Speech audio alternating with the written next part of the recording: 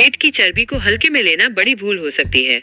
इसका इलाज दवाओं में नहीं बल्कि लाइफस्टाइल में बदलाव में है। सद्गुरु की इन सलाहों पर अगर अमल किया जाए तो न सिर्फ पेट की चर्बी कम कर सकते हैं बल्कि भीतर से स्वस्थ और संतुलित जीवन भी जी सकते। प्लीज हमारे चैनल को लाइक और सब्सक्राइब जरूर कर ले। आजकल की भागदौड़ भरी जिंदगी में बैठकर काम करने का चलन आम हो गया है। घंटों कंप्यूटर के सामने बैठना, स्ट्रेसफुल लाइफ और अनियमित खान पान माइनस ये सब मिलकर सबसे पहले असर डालते हैं हमारे पेट पर। बढ़ती हुई पेट की चर्बी न सिर्फ हमारी खूबसूरती कम करती है बल्कि ये कई गंभीर बीमारियों का संकेत भी होती है। योग गुरु सद्गुरु के अनुसार पेट की चर्बी सिर्फ एक शारीरिक परेशानी नहीं बल्कि ये आपके शरीर की अंदरूनी असंतुलन की चेतावनी हो सकती है। आइए जानते हैं उनके अनुसार पेट की चर्बी को कम करने और बेहतर स्वास्थ्य पाने के लिए क्या किया जाना चाहिए। पेट की चर्बी है चेतावनी का संकेत। सद्गुरु बताते हैं कि पेट के आसपास जमा चर्बी हार्मोनल असंतुलन, बांझपन, हृदय रोग और अवसाद जैसे गंभीर समस्याओं से जुड़ी हो सकती है। ये केवल सौंदर्य का मुद्दा नहीं है बल्कि स्वास्थ्य का संकेतक है। चलते रहें, बैठना कम करें। आप अभी तक हमारे चैनल को सब्सक्राइब नहीं किए तो प्लीज हमारे चैनल को लाइक और सब्सक्राइब जरूर कर ले। सिर्फ 1 घंटे का जिम सेशन दिन भर की 8-10 घंटे की बैठने की दिनचर्या की भरपाई नहीं कर सकता। सद्गुरु कहते हैं कि दिन भर थोड़ा थोड़ा चलना और सक्रिय रहना जरूरी है।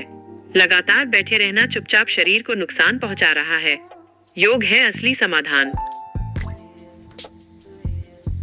सद्गुरु के अनुसार हठ योग केवल वजन घटाने का माध्यम नहीं है बल्कि ये शरीर के भीतर केमिकल और हार्मोनल संतुलन लाने की शक्ति रखता है। वजन उठाने की बजाय यदि हम हठ योग करें तो शरीर भीतर से स्वस्थ होता है। स्ट्रेस को करें नियंत्रित। तनाव शरीर में कोर्टिसोल हार्मोन को बढ़ाता है जो पेट में फैट जमा करने का काम करता है। योग और ध्यान से मन शांत होता है और शरीर विषैले तत्वों से मुक्त होता है। रोजाना चलना है अनिवार्य। सद्गुरु कहते हैं कि हर व्यक्ति को प्रतिदिन कम से कम 30 से 40 मिनट टहलना चाहिए। ये ऐच्छिक नहीं बल्कि अनिवार्य है। लंबे समय तक बैठना पेट की चर्बी को बढ़ाता है।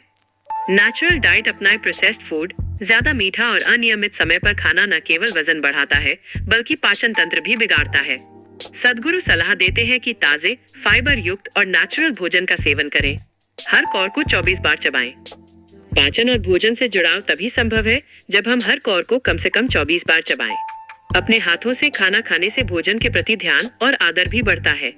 दिन में सिर्फ 2 बार करें भोजन। सद्गुरु का सुझाव है कि दिन में 2 बार भोजन करने से पाचन तंत्र को विश्राम मिलता है, शरीर फैट को जलाने की प्रक्रिया में आता है और बॉडी नेचुरल रिदम के अनुरूप काम करता है।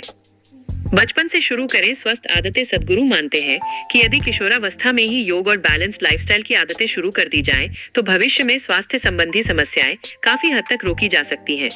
ये जानकारी पसंद आई हो तो प्लीज हमारे चैनल को लाइक और सब्सक्राइब और शेयर जरूर कर ले। जय श्री राम जरूर लिखे।